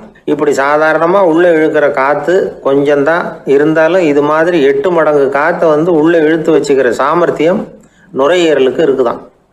தண்ணி, நுண்கிருமிகள், ரசாயன பொருள் இப்படி எது உள்ளே போனாலும் நுரையீரல் சமாளிச்சுக்கும். 30 வருஷமாக விடாத புகை பிடிக்கிறவர் தொடர்ந்து உள்ளே அனுப்பி வைக்கிற புகையை கூட சமாளிக்குதுன்னா பார்த்துங்களேன். உள்ளே போகிற புகை நுட்பமான சுவாச முடிச்சுகளை அழிச்சு விடுது. கறி புகை அது மேலே படிஞ்சு உபயோகம் இல்லாமல் பண்ணிவிடுது. ஆனாலும் தேவைக்கு அதிகமாக 8 மடங்கு கூடுதலாக சுவாச முடிச்சுகள் நம்ம உடம்புக்குள்ளே இருக்கிறதுனால சமாளிக்க முடியுது. சமாளிக்க முடியலன்னா சில சமயம் மூச்சு திணறும். அதை ஒரு எச்சரிக்கையாக எடுத்துக்கிட்டு புகை பிடிக்கிற பழக்கத்தை விட்டுடணும். அதுதான் நல்லது. ஆனால் அப்படி யார் விடுறது? இணை பிரியாத 2 நண்பர்கள் இருந்தாங்களாம். 2 பேரும் விடாமல் சிகரெட்டு குடிக்கிறவங்க.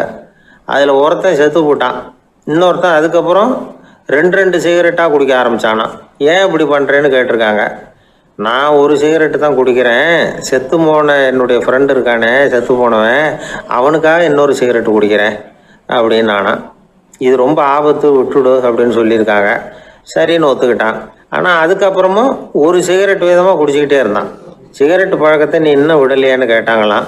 அந்த பழக்கத்தை நான் எப்போ விட்டுட்டேன், இப்போ நான் குடிக்கிறது என் ஃப்ரெண்டுக்காக அப்படின்னு நானா. இவங்கெல்லாம் எப்படி திருந்துறது? ஒரு ஊரில் ஒரு கோயில் இருந்தது. ரொம்ப பழைய கோயில். உள்ளே போகிறதுக்கே பயமாக இருக்கும். எந்த நேரத்தில் இடிஞ்சு விழுந்துருமோ அப்படிங்கிற பயம். அப்படி இருந்ததுனால யாரும் துணிஞ்சு சாமி கும்பிடுறதுக்கு அங்கே போகிறதில்ல. கோயிலுக்கு வர்ற கூட்டம் கொஞ்சம் கொஞ்சமாக குறைய ஆரம்பிச்சுட்டுது. கோயில் நிர்வாகிகள் எல்லாரும் கூடி உட்காந்து பேசினாங்க. என்ன பண்ணலாம்னு யோசனை பண்ணாங்க. எந்த இடம் மோசமாக இருக்கோ அந்த இடத்த பழுது பார்த்தாங்க. அங்கே எங்கே வர்ணத்தை பூசி கொஞ்சம் அழகுபடுத்தி பார்த்தாங்க. ஏதோ இந்த ஊரில் கோயில்னு ஒன்று இருக்குது, அது மக்களுக்கு தெரியணும் அப்படிங்கிறதுக்காகத்தான் இப்படிலாம் பண்ணாங்க. இருந்தாலும் கோவில் இருக்கிற நிலைமை மக்களுக்கு தெரியும். அதனால் அங்கே வர்றது குறைச்சிக்கிட்டாங்க அவங்க. ஒரு கட்டத்தில் யாருமே வர்றதில்லை. நிலைமை அந்த அளவுக்கு ஆயிட்டுது. மறுபடியும் கோவில் நிர்வாகிகள் கூட்டம் நடந்தது. இந்த கூட்டம் கூட கோயிலுக்கு உள்ளே நடக்கலை. இடிஞ்சு விழுந்துருமோங்கிற பயம். அதனால் வெளியில தான் உட்காந்து கூட்டத்தை நடத்தினாங்க. ஏன்னா உள்ளே போகிறதுக்கு அவங்களுக்கும் துணிச்சல் கிடையாது. எந்த நேரமும் விழுந்துரும் போல் இருந்தது அது. அது வழியாக போகிறவங்க கூட வேகமாக அந்த இடத்த கடந்து போக ஆரம்பிச்சிட்டாங்க. கோவில் நிர்வாகிகள் வெளியில் உட்காந்து கூட்டம் போட்டாங்க இல்லையா, அந்த கூட்டத்தில் 4 தீர்மானங்களை நிறைவேற்றினாங்க. அது என்ன 4 தீர்மானம்னா, முதல் தீர்மானம், இந்த கோவிலை இடிப்பது அப்படிங்கிற முடிவை இந்த கமிட்டி மிகவும் வருத்தத்துடன் ஏற்றுக்கொள்ளுகிறது அப்படின்னு நிறைவேற்றினாங்க. இதுக்கு பதிலாக இன்னொரு கோவிலை உடனடியாக கட்டி முடிச்சுடணுங்கிறது 2வது தீர்மானம். 3வது தீர்மானம் என்ன தெரியுமா? பழைய கோவிலின் கதவுகள், அதிலிருந்து பிரித்து எடுக்கிற செங்கல், இதையே புது கோவில் கட்டுவதற்கு பயன்படுத்தி கொள்ள வேண்டியது. பழைய கோவில் இருந்த மாதிரியே அதே வடிவத்தில் புது கோவிலையும் கட்ட வேண்டியது. பழைய கோவிலின் அஸ்திவாரத்தை அப்படியே வச்சுக்கிட்டு அதுக்கு மேலே நாம் கோவிலை கட்டிக்க வேண்டியது. இதுதான் 3வது தீர்மானம். இதையும் கமிட்டி முழு மனசோடு ஏற்றுக்கிட்டது.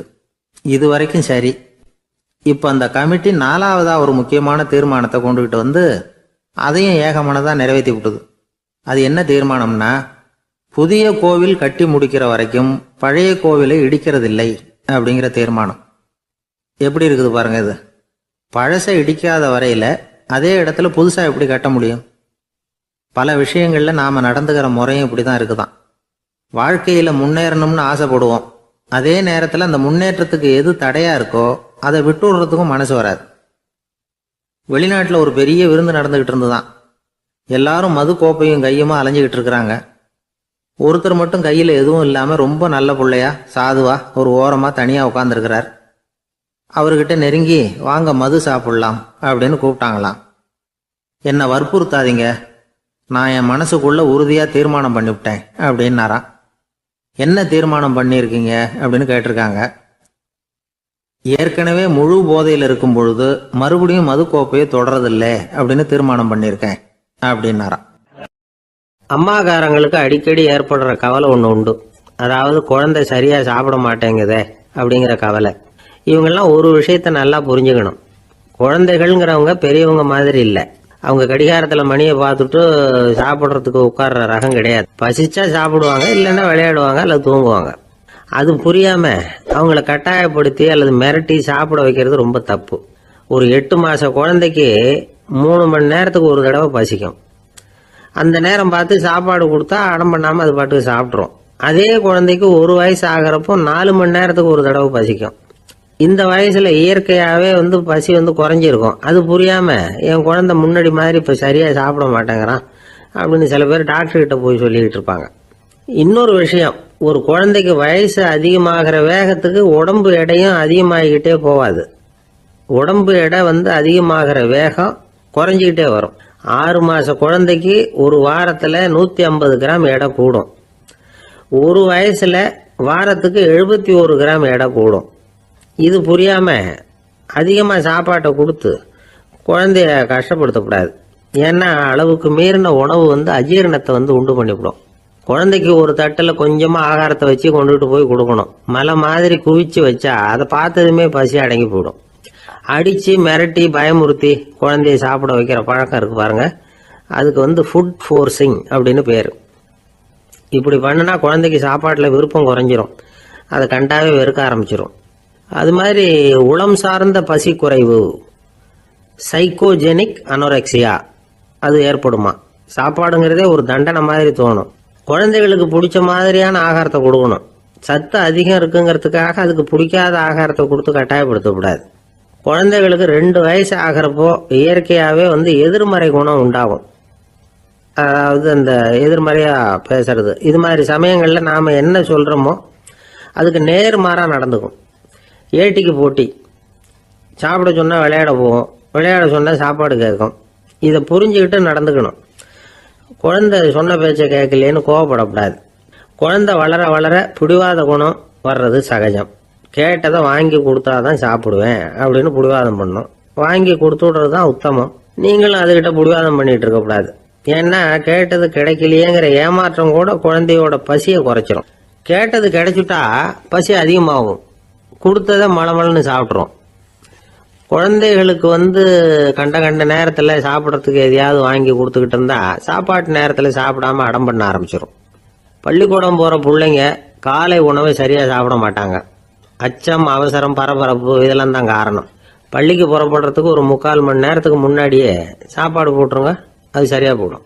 படிக்கிற குழந்தைகள் உடல் சோர்வு, மனச்சோர்வு இது காரணமாக கூட சாப்பிட மறுக்கிறது உண்டு.